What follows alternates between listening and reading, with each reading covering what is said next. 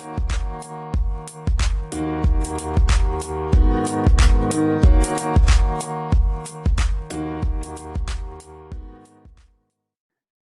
my name is Kunal, and welcome to the Geeks of the Valley podcast, which connects with some of the brightest minds globally who are leading their respective industries today to discuss the hottest upcoming industry trends and how their work is affecting the global economy.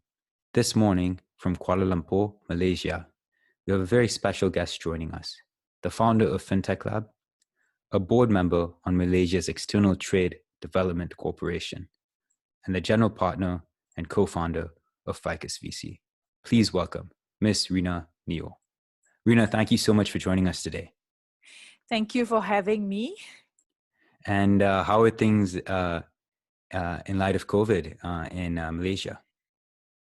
Well, things are getting better. We have actually lifted some of the restrictions. People are going out and doing things like the new normal. It's never going to be the previous normal, but things are doing fine. I think Malaysia has probably one of the lowest cases and mortality rate in Asia. There are challenges. Many of my friends' little businesses are closing down, and even some of the bigger boys are finding it difficult. But I think this will also pass, but perhaps not so soon in the next 12 or 24 months, I think. Yeah, but I personally, I'm doing okay. Just a little bit, it just needs maybe some time to adjust to not being able to go out, but we are all now so familiar with Zoom, so it does sort of help some countries which are not so advanced adopt digital economy. So hawkers and small businesses are learning to do Facebook stream online, even so that's a good thing, because previously government, especially Malaysia government, is trying very hard to get these small micro entrepreneurs to go digital. But I think when you don't have a choice, then you got to just do it. So I think there are some good things that come out of these COVID challenges as well. I'm happy to hear that both hawker centers and kopitiams, right, are the lifeblood of both Malaysia and Singapore. Yes, I mean, nasi lemak can be delivered to your doorstep. I mean, that's something that I'm quite happy about. I don't have to go out and queue for the nasi lemak and the yummy food. No, right. So let's jump into the first question here, shall we? Sure. Tell me about yourself and your background and how it led you to the path of becoming a venture capitalist. So I'm Malaysian, but I have actually spent most of my adult life and career in Singapore and around the Asian country, but Singapore has been predominantly my base. I come from a beautiful island called Penang, famous for food as well. Had my earlier education in Penang, and then I've got my first degree in computer science.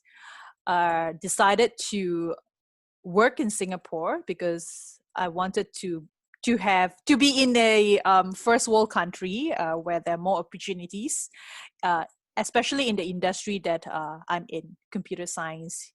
So Singapore is the perfect choice, no brainer, because it's close to Malaysia. And those days, 20 over years ago, we used to take bus, because there were no, flights. There were not so many frequent flights, and flights were very expensive. So my earlier days were working with MNCs, big IT firms, but I didn't really like the structured way of doing things. Perhaps because my childhood was really not very structured. So I started, selling things as kids. So you can say that I'm a kidspreneur, but those days we don't have those terms. I started selling things around my neighborhood just because I needed to help the family financials. And I've done, many types of different part-time jobs along the way. So that actually gave me lots of experience in understanding little businesses. So until today, I'm very passionate about micro SMEs and businesses run by women. So when I started my first career in Singapore, 2-3 years with the big IT firms, I decided that I wanted to do something different. So I joined a small startup, and I was very fortunate that that particular startup went on to to list in Australian Stock Exchange, and the pioneer team became a little millionaire at those days. It was a very interesting experience for me, but after the listings, things started to look a bit ugly. There were bought fights, and eventually the company got listed, and I ended up, starting Mercatus Capital with the chairman of this particular company. That's how my sort of faith with investments and VC started. So we started Mercatus Capital in 2006. It was basically 5 of us starting to invest our little money in startups. And we found that we are actually more than just investors, obviously value-added investors. That particular journey, about 10 years, saw us listing another 2 companies in Australian Stock Exchange as well. So it's been a very roller coaster ride for me. We have lost a lot of money. We also make good money. So that sort of summarizes how I accidentally end up being an investor and a VC. Wow, Rina, all the way from a kidspreneur, right? Maybe you can coin that term someday. Yeah. To selling off massive companies, that's huge. And now currently you're managing Ficus VC. You're the co-founder, Yes. managing partner of the fund. Yes. What is the fund's investment philosophy, and what is your ticket size? Okay, so Ficus started because Ficus is actually a tree like sequoia. So we thought, we'll just follow those VCs that has got really good names and good feng shui. So Ficus is a type of tree. And we then realized that there were actually 5 of us. So someone said, "Oh, the 5 of us, you guys are 5 and your co-founders. Is that why you call it Ficus?" I said, "Yeah, maybe so." So all of us are Malaysian, and we have individually, have got our own career and track record. So myself, I would say, I'm still very much an entrepreneur. That's like in my genes. I love building companies, and lucky enough to have some good breaks and good exits, so I could invest in the dreams of other people. My other co-founder, Baiza is a good friend, long-time friend whom I know because we were doing some sukuk financing. He is sort of one of Malaysia's best guy to go to if you need, to issue any structures in Islamic finance. Baiza was previously, before we decided to start Ficus, he was the managing director for Maybank Private Equity. So there is a private equity guy in our team. We have Sui Yong. Sui Yong is an investor, entrepreneur like myself, and his track record was actually listing a company in Malaysia at the age of 26, and perhaps, in the record, he probably returned the most, RI to MAVCAP those days, the investment company that put in money in his company. So Sui Yong went on to basically do a lot of great things, investing in Malaysian startups and helping, very, I think he's a very hands-on guy. So he helped all those companies that he invests in. They have very good track record and exit. So there are 2 of us who are angel investors, entrepreneur in the team. Then we have another partner, Hidayat, who is very familiar with Sharia-compliant law. He was working with one of the bigger funds, PNB, those days. And then finally, our leader, chairman, Azamin, the the leader of the pack, used to be CEOs of various banks, and his last position was Group CEO of Maybank Asset Management. So why five of us, and why we decided to come together? A few things. Firstly, we felt that there was a gap in the VC ecosystem in Malaysia. There are VCs in Malaysia, but predominantly they are foreign VCs setting up shops in Malaysia. Secondly, over the years, we felt that the local VCs are very local, and now ASEAN is the place. So you need to have network around Asia for us to basically, help the companies that we invest in Malaysia to go out of Malaysia and vice versa. So with us having a very good network around Asia, I think that's one USP that we have.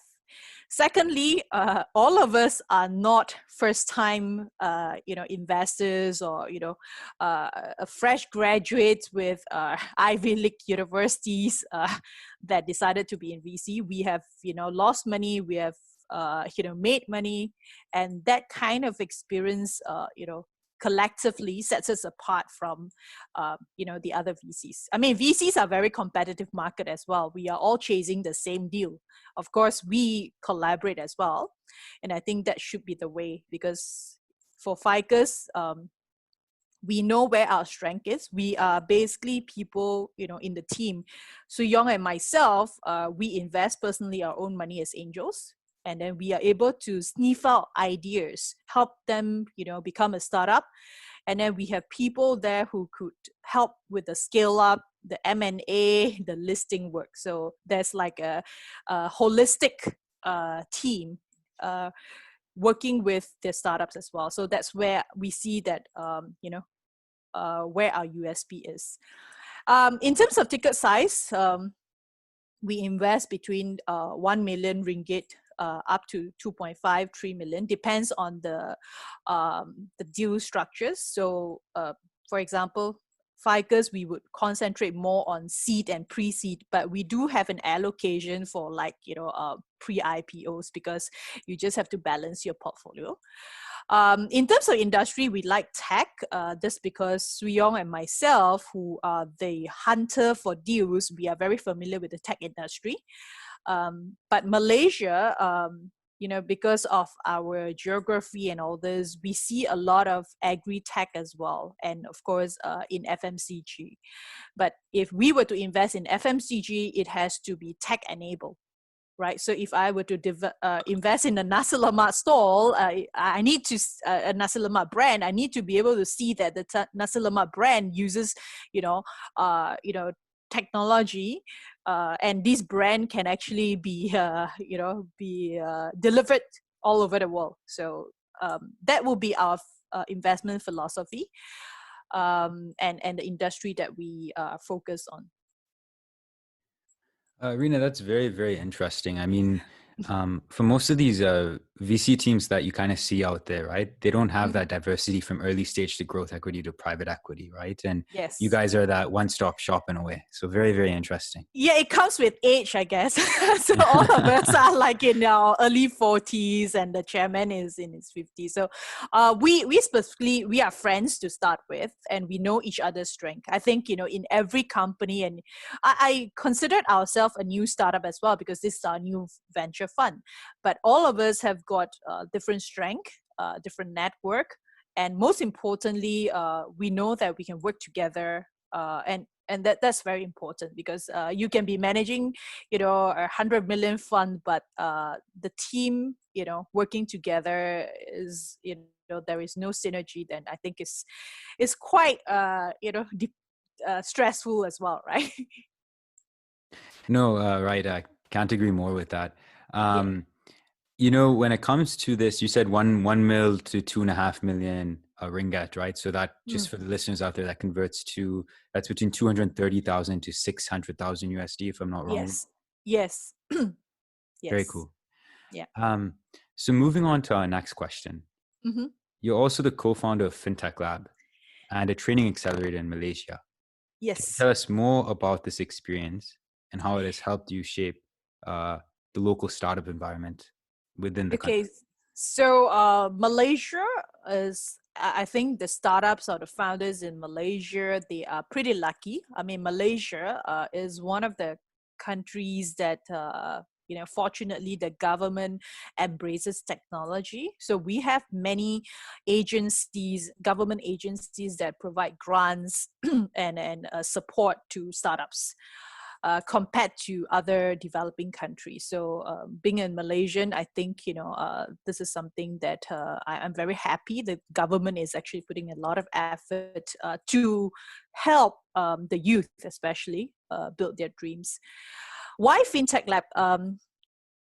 We always believe that for Ficus to be a successful VC, getting good leads is crucial. And I love competition, I love pitches and all this, but I always have this dilemma of when someone asks me to be a judge, right? So everybody prepares and go up a stage and pitch for 5 minutes, and then we as judges have to decide the fate of these people, whether you are going to win the prize or you're going to be the spotlight, the first top 3 out of the hundreds that participated. Frankly, that 5 minutes, you can impress me, but sometimes someone just have a very good product or company, but it's just not his day, right? So sometimes life is not really fair. But so we feel that for us to really get good exit, it's not just about the beautiful pitch deck and all this.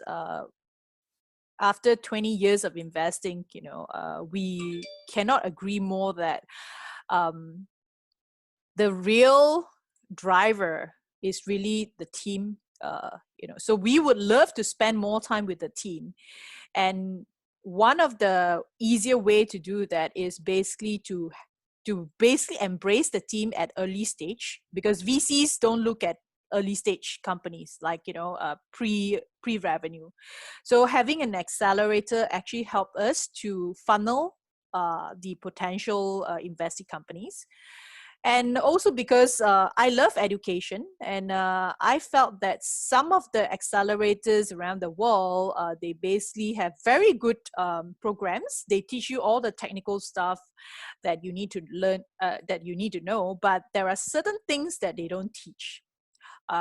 Soft skills, or what I call essential skills, like, basic things, because we are so busy making sure that our decks and our finances look so good, but the one presenting the deck does not, the character, the aura doesn't match the deck. The deck looks super high class and like it's done by consulting Deloitte or PwC, but the one presenting, the confidence, the body gestures, and the way he or she communicates with the potential investors is just not there.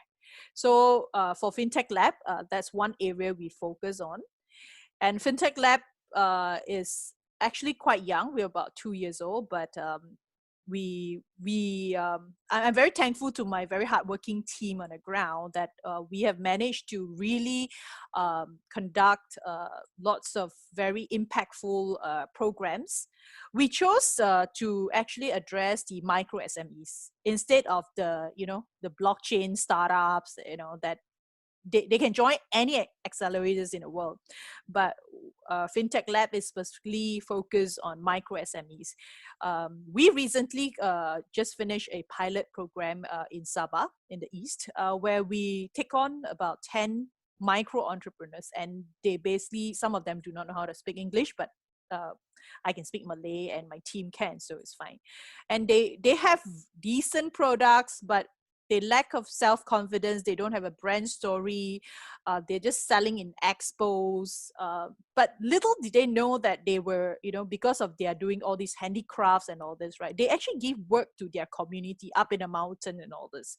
But they do not know that they are actually local heroes until we told them, do not apologize to anyone that because you came from, a community up in the mountain, therefore you are second class. You're not actually. You're doing great things that even people like us in the city can't do.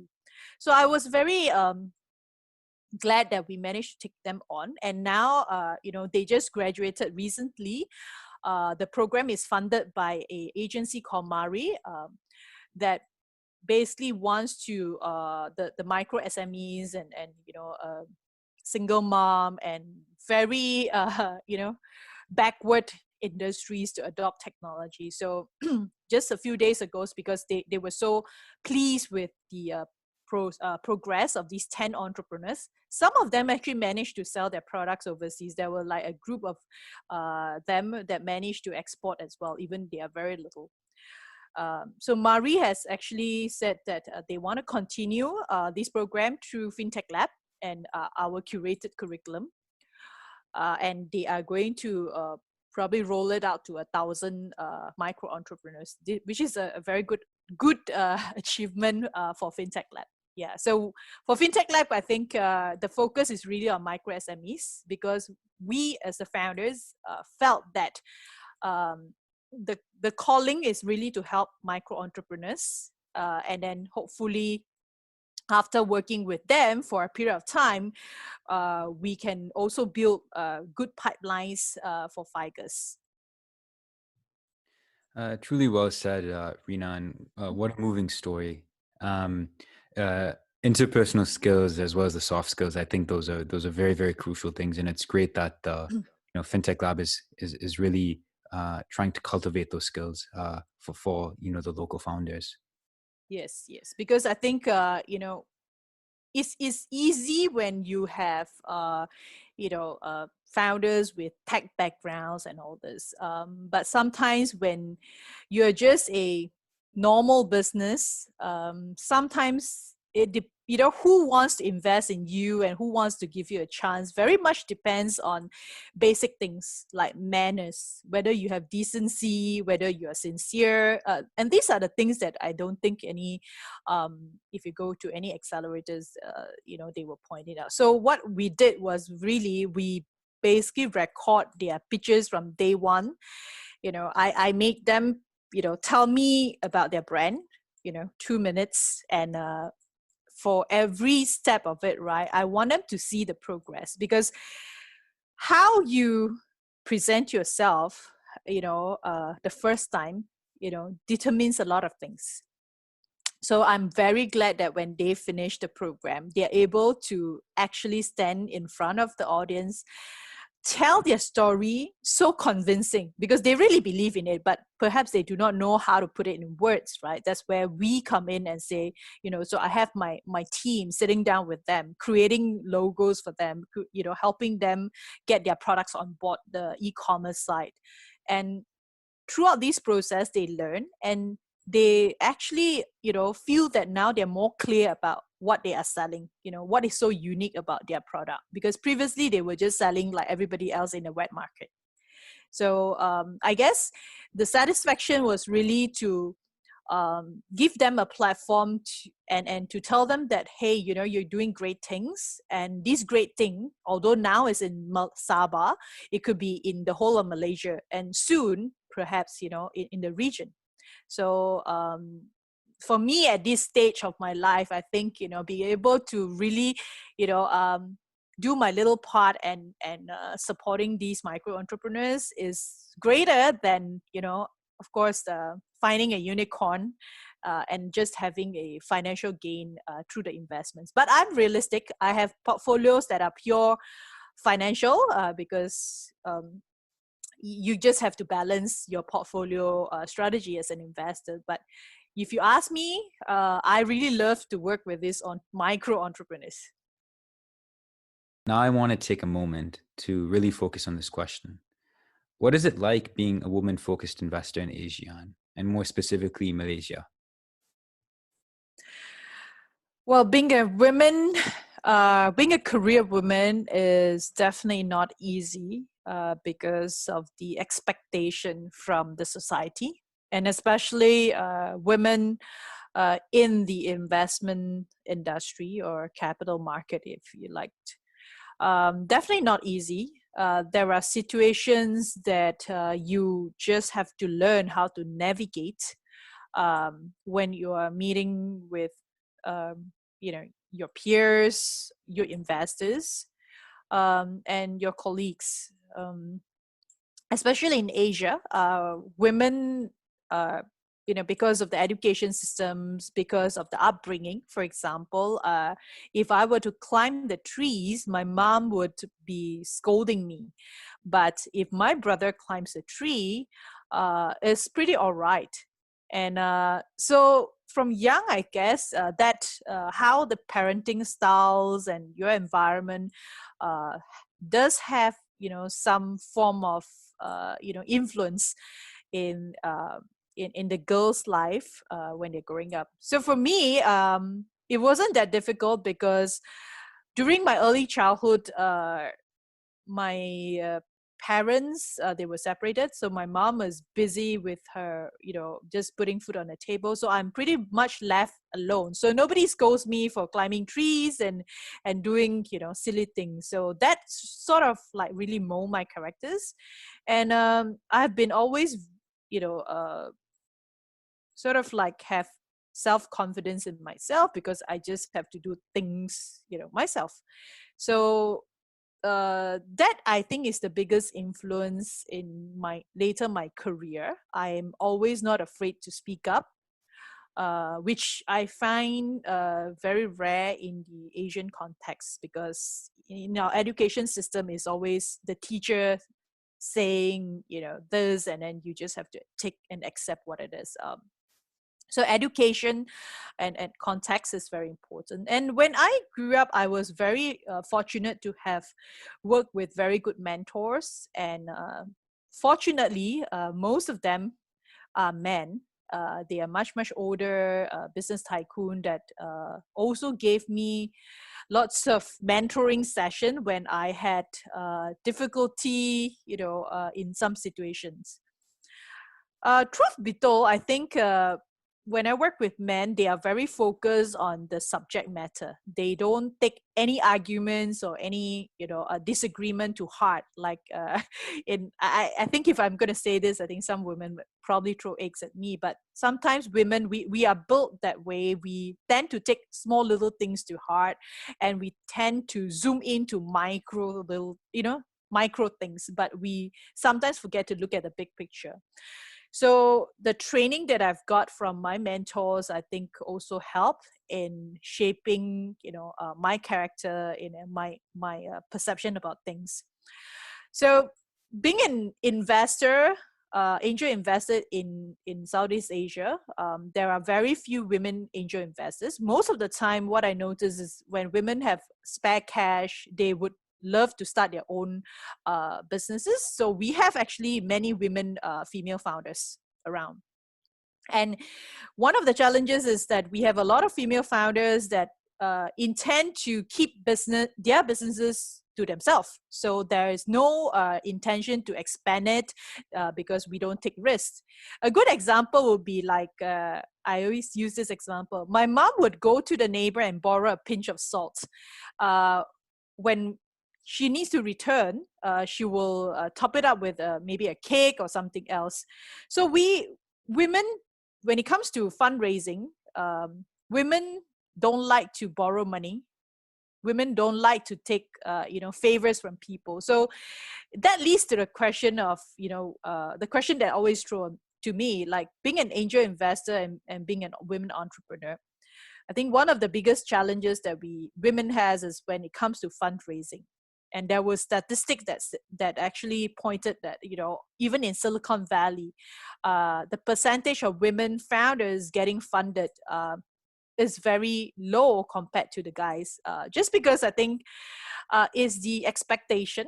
And if women were to do a little bit of homework before meeting the investors, for example, if you meet a VC, you know that a VC has to return a certain percentage to their limited partners or their investors.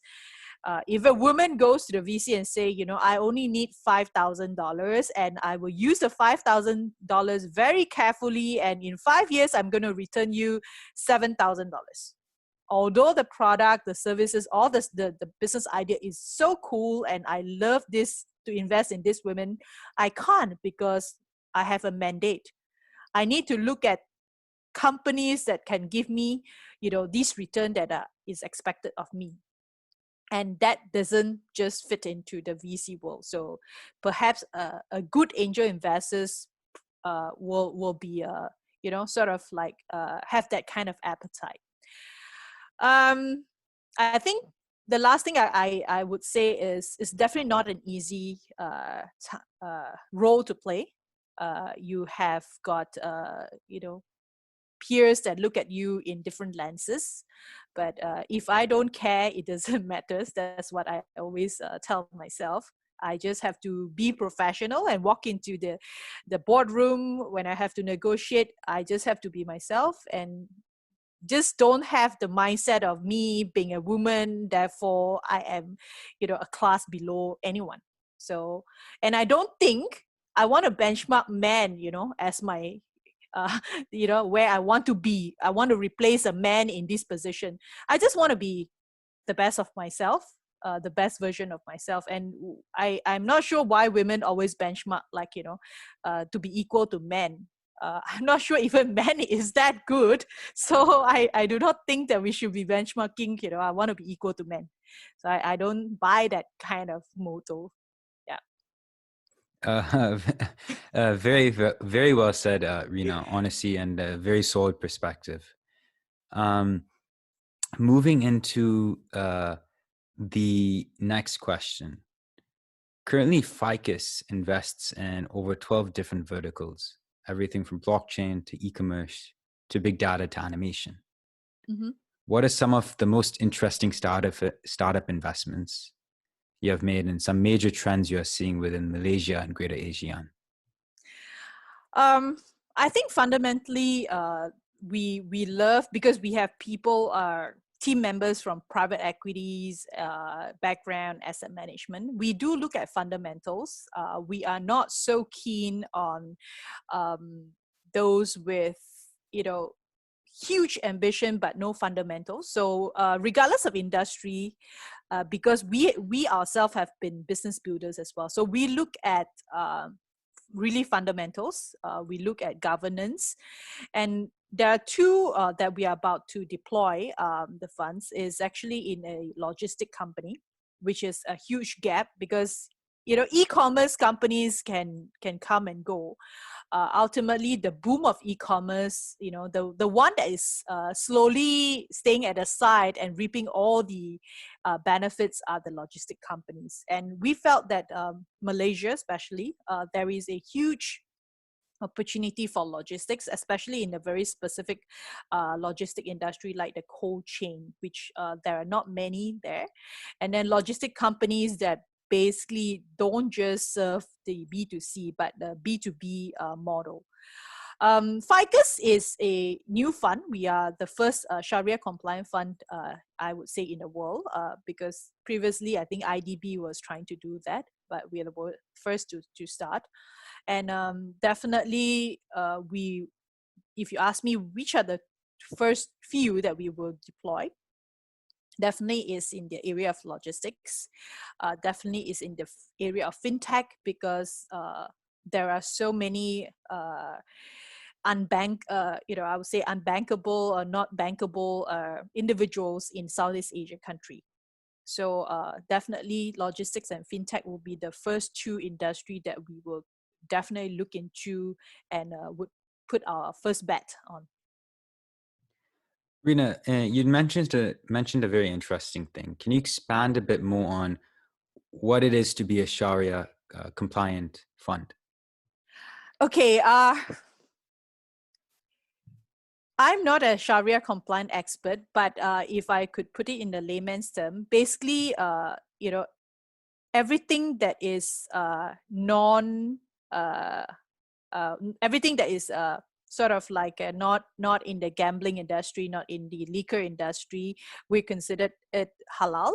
Sharia compliant basically just means that when it comes to structuring, for example, in the Sharia law, interest is not allowed, so there will be different ways of structuring it. But it doesn't mean that we will only invest in Muslim, run of startups. Any companies like fintech. That's why one of our focus is fintech, because anything tech is technically Sharia compliant. So when it comes to the deal sourcing, which me and Su Yong will do, we basically look at ideas that is viable for investment. And then when it comes to structuring the deals, that's where Baiza and Hidayat will come in, and they will put it in the contract in the Sharia compliant law. So it's a very interesting position to be in right now, because faith-based businesses are booming in Malaysia and in Southeast Asia. And Malaysia is definitely in one of the best position to claim this space, because if you look at the history, some of the best Sharia advisors are actually from Malaysia. So our advisor is Datuk Daud, founder of Amani. He is also the I think president of the Islamic University in Malaysia, and he has been a Sharia advisor to one of many big organizations. So Dato Daud was actually the founder of Amani, where Baiza came from. So when it comes to the compliance, when it comes to really raising money from LPs in the Middle East region, or even deploying in startups that can comply with the structure, I think we have good. We are in good hands. Yeah, it's very interesting. It gives you an opportunity to tap into an industry that Yes. most funds don't usually have the opportunity to. Yes, it's just like there's some misconception. For example, if I have a restaurant, right, and it's not halal, so I only cater to a specific target audience. But if you look at big hotel chains, their restaurants, they claim that they are halal. They just don't serve a specific type of food. But then you open up your customer base to a bigger base, because especially in Malaysia, and then for example in Indonesia, in fact the Muslim population or the faith-based business is one of a very interesting topic that certainly deserve another a discussion, in-depth discussion. So I feel that when we start something, we need to find a niche for ourselves. And it just happened that our team members has got this in-depth knowledge on Sharia law. So why not? To wrap up our call with our last question, what piece of advice would you give to people out there from the journey you have had thus far in life? Well, I'd like to perhaps take this opportunity and the situation we are all in right now, the COVID situation. There are people who are actually thriving in the midst of crisis, and there are people who are just surviving, trying to get out of this situation. So my advice is you have a choice, and each of us have a choice. We can either pretend that nothing happens. We can just sit back, relax, and watch things happen. That means we look at news every day, and someone around the world is doing great things. Or we can perhaps roll out our sleeves and make things happen. So and this decision is really up to that individual. Nobody can force you to do things you don't want to do. So if you're going to start a business, be sure that you enjoy the journey as well, because if you do things that you don't enjoy, it's going to be really stressful. So take it baby step at a time. You can dream big, but you have to be really realistic that you start to act locally. Take the first step first. So that would be my advice to people all around the world, whether you are a startup or even if you are a professional in your mid-career. Do something different every day. Rina, for people that want to reach out to you, what would be the best point of contact? You can check out my LinkedIn, is Rina Neoh. So that's the best way to reach out to me. It was a pleasure having you on Geeks of the Valley, and thank you so much for joining us today.